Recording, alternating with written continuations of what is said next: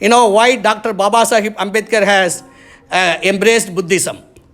Some have gone to the extent of saying that it is a Navayana.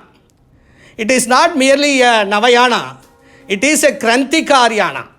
It is a Bhimayana. It is a Prabuddha Bhimayana. So this way of seeing, like we have a Staviravada, elders vehicle, and then we have the Mahayana, and then we have the Vajrayana, now we have the Bhimayana. The Bhimayana has given us the focus as to what should be the role of religion and how Buddhism is fundamentally distinguished from the conventional religions or the religions which claim to be based on revelations. Dr. Ambedkar, in his Buddha and his Dhamma, he says, does the Buddha have a social message?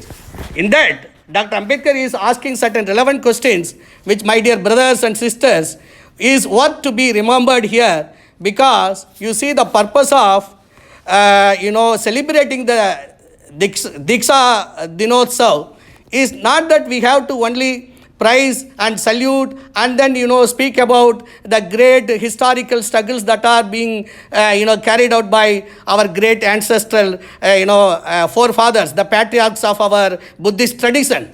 We have to also see how we could carry forward that tradition, that candle that has been given to us by the great our patriarchs of Buddhism. In that regard, see, there are when I was in Chaitya Bhumi, many youngsters used to ask, can we be initiated into Buddhism? Then some of our friends used to say, you have to go to Diksha Bhumi. Chaitya Bhumi is not meant for initiating you into Buddhism, but you have to go to Diksha Bhumi. No. And suppose a child is to be converted or initiated into Buddhism, will you be administering 22 vows to that child now? So we have to be practical, and we have to devise new methods and means so that the spirit, the principles, the philosophy of Dr. Ambedkar, the result which he is intending to be achieved by us has to be worked out, and we have to move towards that. When it is said in the Jain Buddhism, or I will take Dr. Ambedkar himself, when he is indicating his index finger and showing Buddhism to us, we have stopped at the level of the index finger and failed to see beyond that use the various methods, various religious and philosophical resources available in this country. Then alone we will be able to achieve in a larger, a greater scale, the Buddhist, Prabuddha Bharat ka dream, whatever we have been, our friends, Advocate Maurya Saab and, many other friends have been talking that we should go for a larger, Asankheya Janalog, and from different streams they have to come. To this, I have 2-3 proposals. First thing, we have to now locate Buddhistic principles and Buddhistic moorings, the customs, manners, the philosophical and poetic resources, cultural and music and dance related resources that are available in this country itself. Today we have a kind of archaeologically promoted or a Buddha which has been invented by the Western European tradition. The Buddha that is now decorating many of our houses is the Buddha of the Western invention, the Orientalistic invention. But while it is a noble and wonderful form of the Lord Buddha, he is Aneka Murtir Amurtiman. Ekamurtir, Anekamurtir, Mahamurtir, Divyamurtir, Amurtiman. And like that, Lord Buddha is being described. Even when Lord Buddha's original worship of the format of worshipping was the Prabhat, the holy feet of the Lord Buddha. Then somebody was making a statue and Lord Asoka became annoyed. How did you dare to give a akara to Lord Buddha? Because he is such a noble and wonderful person and cannot be confined into a small, clay or a wooden format or a copper or any metal you take. But if we go further and see that this archaeologically or orientalistically given form of Buddha itself is not sufficient for us. We have to go and see what are the format in which Lord Buddha has been celebrated, venerated, worshipped, loved, and people were feeling for him emotionally, intellectually, and so much so forth.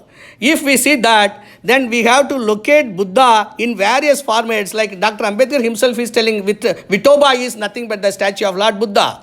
The Dr. Jamana Das has written that how the Buddhist shrine, this Balaji temple had been. Even the government of Kerala has been, making an affidavit before the Honorable Supreme Court that Manikanta Swami temple is that of the Lord Buddha. And the Skanda temple in Tamil Nadu, that Kartikeya temple is that of Buddha. And if you see all these things, there is only one person who is being venerated, who is an ascetic. That is called Mahasramana. The Sramana who has gone forth for the welfare of many, for the happiness of many, for the ending of the sufferings of the many. That is the ideal that this Indian context, the religious, supreme figure is one who has denounced.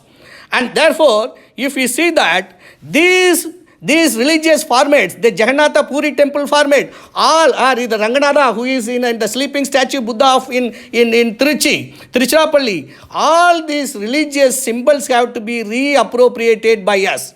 This kindly, our very scholars, great scholars are here, who have been, investing that lot of energy and, understanding and their networking. Please look into this aspect. And secondly, now, ज्योति से ज्योति जलाते चलो, and प्रेम की गंगा बहते चलो. If Gyaneshwar is speaking like that, singing like that, what is the intellectual and philosophical roots of that singing? You have to bring it.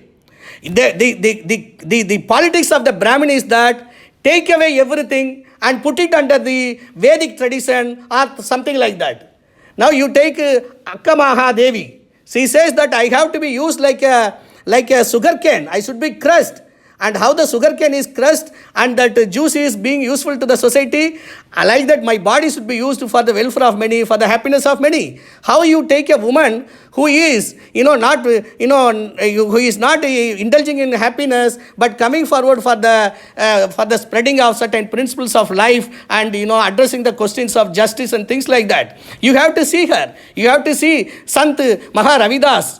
How is he related to us? You have to see Kabir, the great Sant Kabir, how he is related to us. And Narayana Guru, we have to see all these Alvars and Nayanmars of the South Indian context.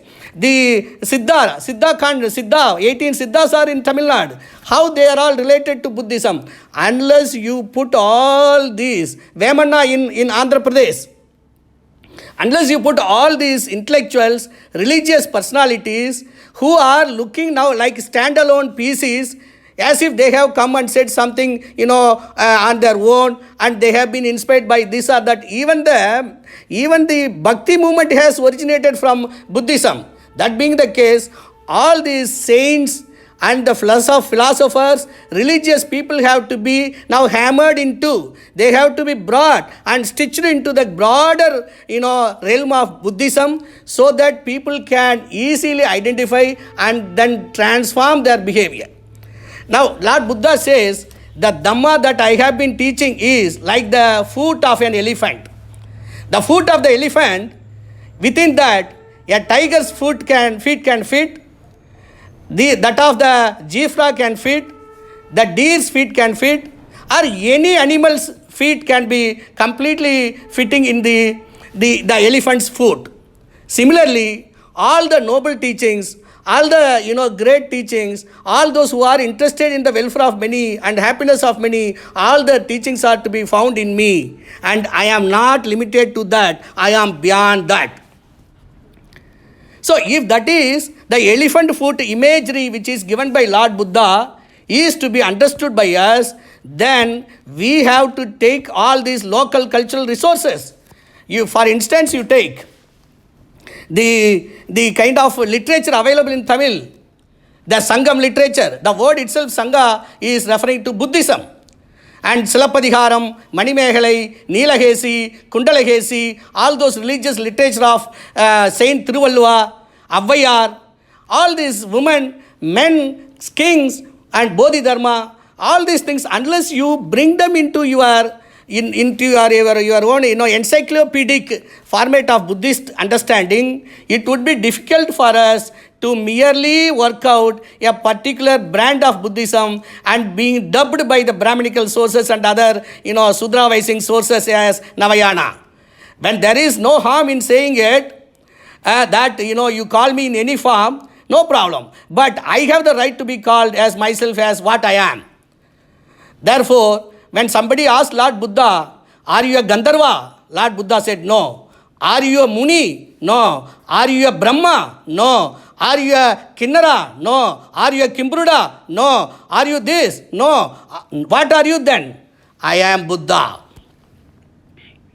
So unless we self-author, self-determine our identity, there is no possibility of we getting liberated. Therefore, my dear brothers, there are 4, Chadushta Pradhana Vakyas are there. Chadushta Pradhana Vakyas, I would say, is the Tripitakas. That is the first Pradhana Vakya. And second is Buddha and his Dhamma. 2, Dhammapada 2. 3 is Buddha and his Dhamma. And 4th is the Constitution of India.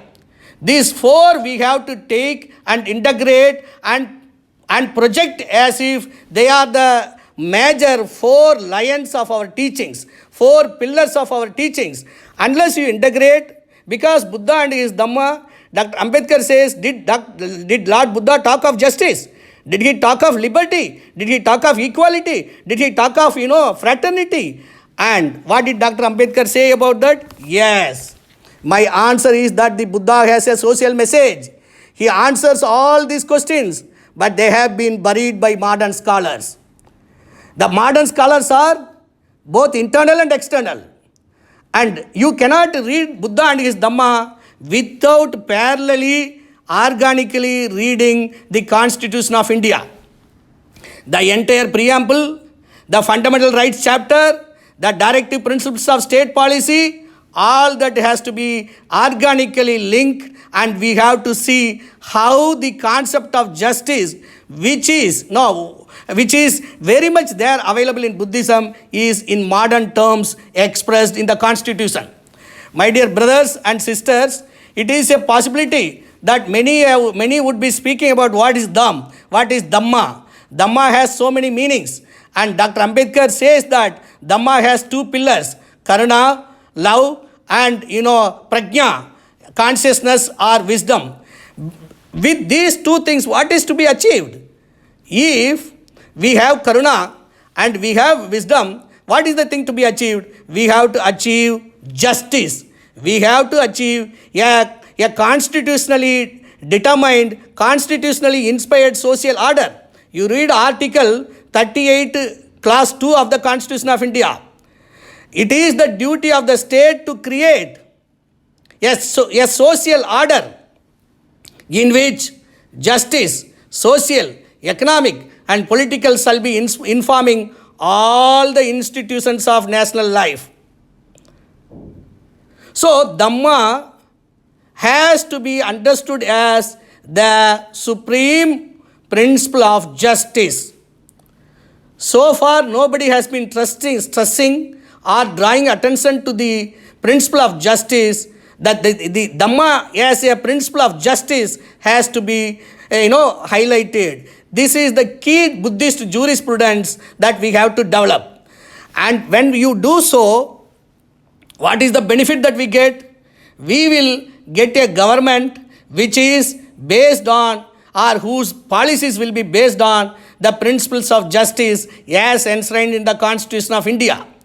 One side, even if you see the rock edicts of Lord Ashoka, he is, making a fine distinction between his faith to Lord Buddha and the importing the principles of Lord Buddha to the state policy and state action. And therefore, we have to also see how Buddhism as a personal trainer, as a personal discipliner of life, also can be a social messenger, a social transformer, and also how it can be a legalistic, a constitutional principle for us to guide our life. In the last 70 years, I think many of us have been spending time on rereading the Manusmriti repeatedly instead of reading the Bhima Smriti.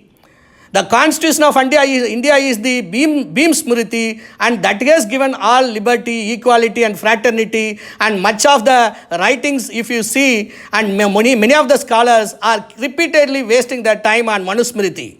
And if you ask any one of them, what is your understanding and how the principles of Buddhism or Buddhist jurisprudence or Buddhist legal philosophy has been informing the constitutional provisions, we find very few or very rarely any worthy kind of literature on that subject.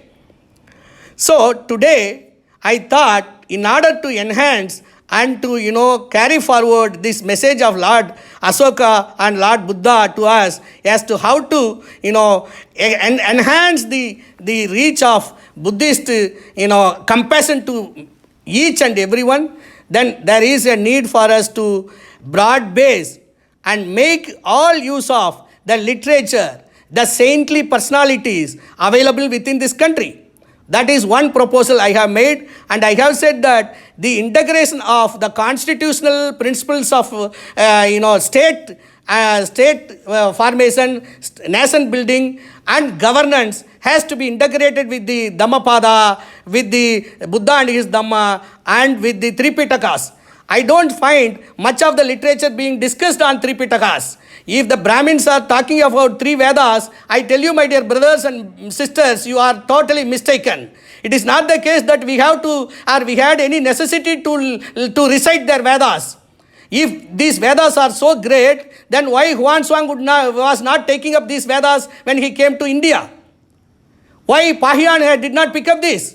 A person who is an outsider, he should have picked up all the language material. Suppose if I am learning Marathi, I will read whether it is a book on love or a book on, how to maintain your pet animals, or it is a book on, Dr. Ambedkar's writings on the Muk Nayak. I will pick up all the books and read. If at all I have to read a language, learn a language. If that is the case, one who has come from China and if he has picked up only selectively Buddhist literature, then you should understand that there is no literature worth its own distinction and identity called Vedas. Yes, thank you. Therefore, I would like to say that this way, Aman ji, मैं 2 minute में complete करता हूँ. Because there was no much time for me to कल से मैं उपवास में हूँ, and then therefore we have to have an alternative paradigm, and merely focusing on a very restricted parameter will not work out. And further, even the justice principle should internally inform our own behavior and our own societal relationships. With this, I think I don't know, but I would like to recite one Tamil chantings relating to Lord Buddha, because if you don't pay attention to the literature available in this country, the Maharashtra-centric Buddhism will fail. Today I am telling you, all of you, you have to expand, you have to break your borders, your own barriers, and then you have to spread to each and everyone. And the role of South Indian Buddhism, I am telling you today, if you are not listening and accommodating the South Indian Buddhist principles, then there will be 2 divisions in Buddhism. One is Navayana Buddhism of Dr. Ambedkar, and the Southern Buddhism of the Bodhidharma, or Avvayar, Thiruvalluvar, Manimehalai, and all that things. So dear brothers, you please, don't ignore the Southern, contribution to Buddhism, because Dhammakirti, Dhammanagar, Diknagar, Buddha Gosar, Buddha Mitra, you take any, the contribution of the Southern Buddhist is far more greater than the whatever is the contribution of the Western side or the Northern side. Therefore, I request you to engage your intellect without any kind of prejudices. For your prejudice is the first enemy of our own integration and our own clarity. Lord Buddha says, if you are not able to come out of your prejudices, you are not fit to be a leader or a human being. Lord Buddha says, if I come on your path of liberation, you cut my head. If that is the case, then what should be your way of emerging and integrating the Indian nation, you have to think of it. With this, appealing words, I would like to recite a southern mantra to you, and with that we can wind it up, and I am open for any discussion in this regard. மாடமதில் சோல் கபிலை வஸ்தெனும் கூடல் மாநகர் கூறுதுகான் பல்லாண்டே. மாடமதில் சூழ் கபிலை வஸ்தெனும் கூடல் மாநகர் கூறுதுகான் பல்லாண்டே. ஆடகச் செம்பொன் அணிதுகள் மார்பின் சாக்கிய இளைஞர்களும் நினைக்கே கூறுவர் பல்லாண்டே.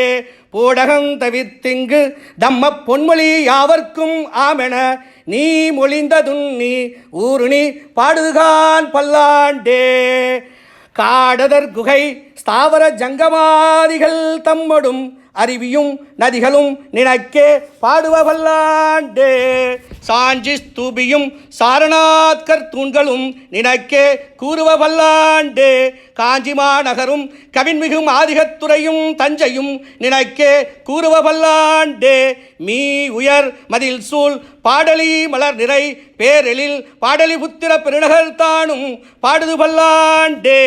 சீரிய சாம்ராட் அசோக நீதிராஜரும் நினைக்கே போர்தலை விட்டு நின்றால் பட்டு போற்றுவர் பல்லாண்டே. Thank you. आप लोग सुन रहे थे कच्ची बिल्लू साहब को, जो एक सीनियर ब्यूरोक्रेट भी है, जीएसटी कमिश्नर है, IRS है, state of Assam and north east, और इन्होंने अपना एक बहुत अच्छा जो